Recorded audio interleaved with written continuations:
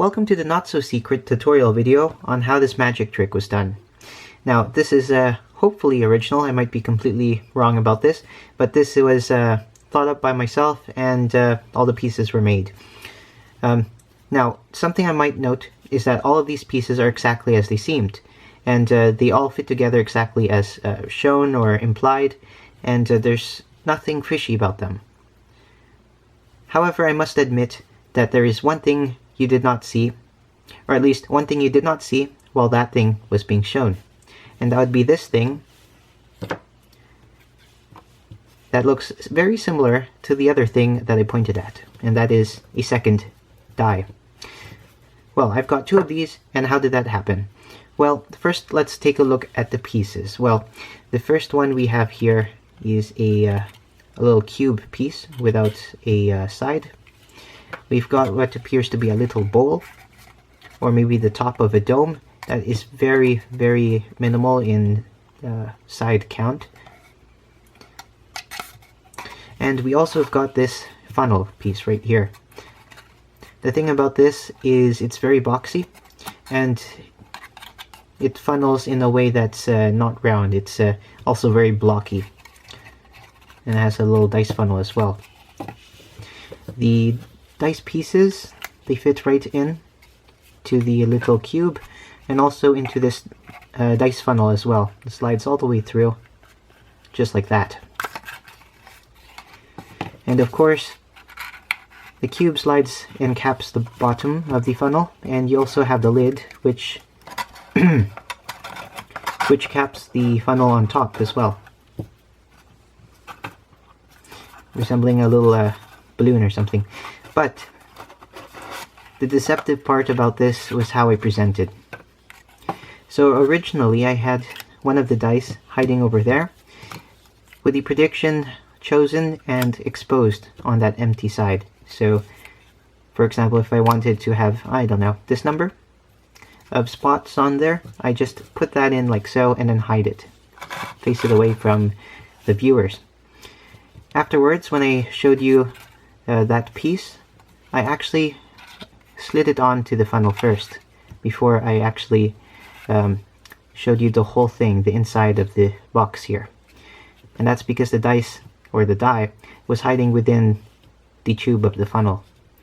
Now, I had to be very careful. This took me many takes, because the light was actually bright enough to show a small shadow where the cube was. You can probably see it moving around here if I were to go like this. So the cube is in there, and the small cube is here, so that's the dice, and this is the, I guess, cap or cube. And when I put it back on, I just slid it off, this time with a tilt, so the die went with the piece, like so. Afterwards, I could show you that it was completely empty. So that was one bit, showing two pieces without showing the cube. So I started with the cube here, and I slide it on, and then I slide it off, and then I show you the inside, then I slide it on again, and then after a brief moment or pause, I just remove the die. Let it slide off the second time I remove the cube lid. Also, the other deceptive part is right here.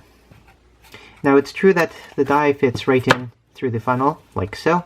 However, if you randomly shake in the funnel, the cube does not actually tend to get through.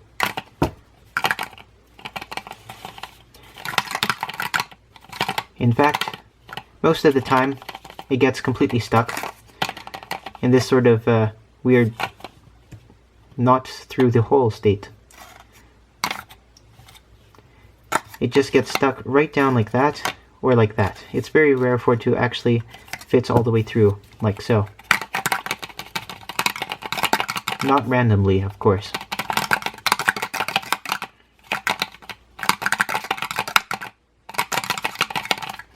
Oh, there's once, but that's very rare.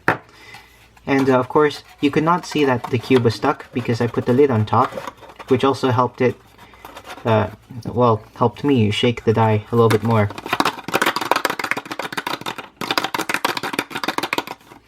And after that, it's pretty obvious how things worked. You simply let the die fall into here. Get the other cube with a number loaded in. I slid that into here, like so, and then I shook, and I shook, and I shook, and when I stopped, I showed you the preset die, and the other one is still hiding in there. And that's how the magic trick was done. Simple as that. Well, if you do want to make this yourself, you can take the file that's down in the description, or a link to the file, print that out. And once you do that, you just need to get something blunt and run that point against all of these fold lines, all the dotted ones. And once you do that, you can cut out the pieces along the thick lines here. Then you fold along the creased lines, or the scored lines, and then after that you can glue the flaps down. If you don't have glue, or you're not good with glue, you can of course use tape. That's why the tabs are on the outside. It makes things a little bit easier. Also, it makes it easier to it makes it easier for the cube. It doesn't get stuck on any flaps or anything. It only has these joins that could potentially get in the way, but it's not too bad. And the other thing is, you might want to do some tests. That is, the cube that you might have is not necessarily the same size as this one. You might have to resize the project or the file so that you can get this exact fit. Because it doesn't work if the hole is too small, then you can't even fit the cube through. And if it's too big, it's much more likely that the cube will fall through instead of getting stuck, just like that. But that's pretty much how it was done, and I really hope you enjoyed it. And if you don't like the fact that I gave out the secret, well, what would you have done? If no one can perform the trick anymore, then what do we do? Anyways, that was the magic trick. Thanks for watching. If you want to see this magic trick in action, or you still didn't see the trick before you watch this, then go ahead and click over there, and you can watch the magic trick in action.